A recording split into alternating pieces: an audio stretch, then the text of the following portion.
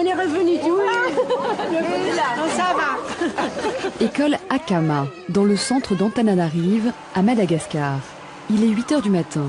Pour la 3e fois, l'équipe d'Audition Solidarité pose ses valises dans cet établissement dédié aux sourds et aux malentendants. 171 élèves de 5 à 22 ans les y attendent. On installe donc la chaîne auditive, ici prise d'empreinte, à peu près, là, ici, là, voilà, ok. Appareillage ensuite, appareillage, salle d'attente, appareillage, vous construisez ça, vous mettez ça en place. Les 11 membres de l'équipe vont installer un laboratoire auditif complet. À chaque mission, ils apportent le matériel qui fait cruellement défaut et complètent la formation des enseignants spécialisés. La première mission, on avait des gros signes, on avait expliqué ce que c'était que la surdité, ce que c'était qu'un enfant sourd. Ils avaient réussi à le dépister déjà, c'était bien, parce qu'il y a un ORL ici qui travaille et qui travaille très très bien. Donc les enfants sourds étaient là, ils étaient sourds, mais ils n'avaient pas d'appareil auditif. Donc nous, le but de l'opération, c'est de mettre un appareil auditif pour découvrir le langage, et le langage oral. Voilà. La communication, ils l'ont en gestuel, mais ils l'ont pas en oral. Cette école protestante accompagne les sourds et les malentendants depuis 50 ans. C'est la plus importante structure de ce type à Madagascar.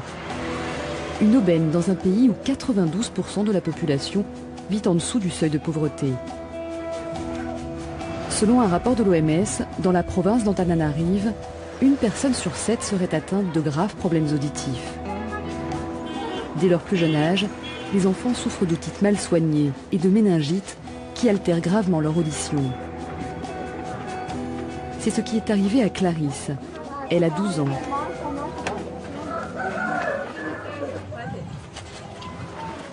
Bonjour. Tu veux quoi? Tu veux de l'huile? T'en veux pour tout ça? Clarisse ne peut pas répondre. Elle ne parle pas.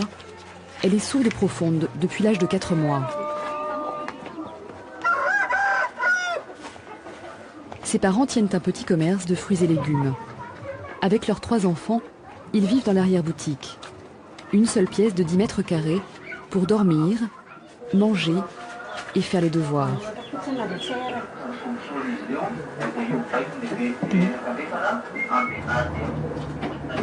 Tiana utilise des gestes pour communiquer avec Clarisse, depuis qu'une méningite bactérienne lui a détruit l'oreille interne.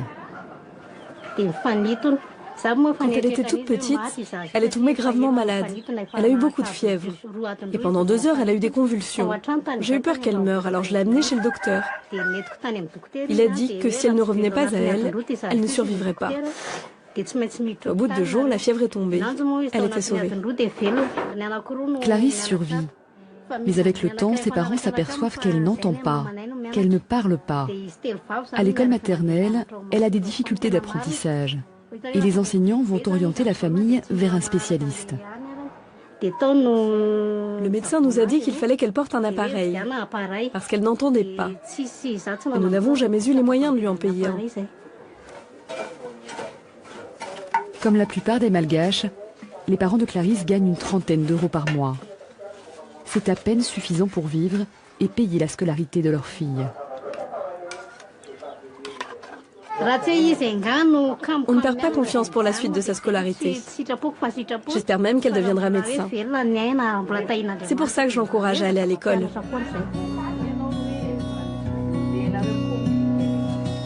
Une fois par semaine, Clarisse suit des cours à l'école Akama, où l'équipe d'Audition Solidarité a commencé la prise en charge des élèves. Elle est venue avec sa mère pour recevoir son premier appareil auditif. Les tests l'ont confirmé, sa surdité est totale à gauche. Seule son oreille droite peut encore être équipée. Donc là, il n'y a rien. Il n'y a rien du tout. Ok?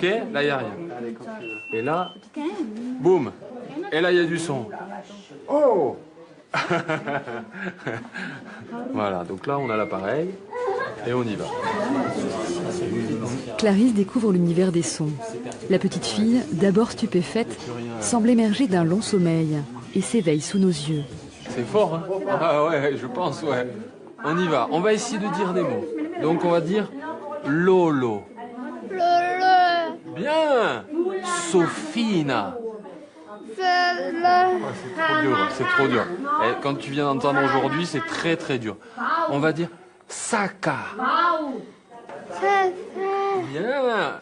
Allez, à maman. Papa. Mama. Mama. Bien. Dada. Dada. Bien. C'est la première fois qu'elle entend. C'est super. C'est super bien. Bravo. Bravo. Il y a 95% de perte à droite, à gauche, il n'y a rien.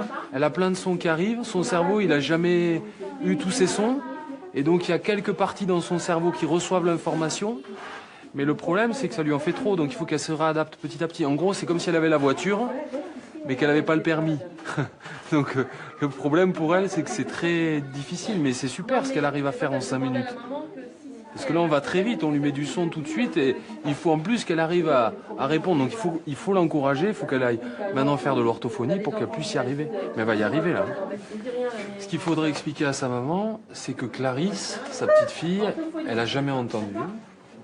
Donc ce qui est très important, c'est que il faut vraiment l'encourager pour qu'elle arrive petit à petit à parler un peu. Et ça, il faut l'aider. Voilà.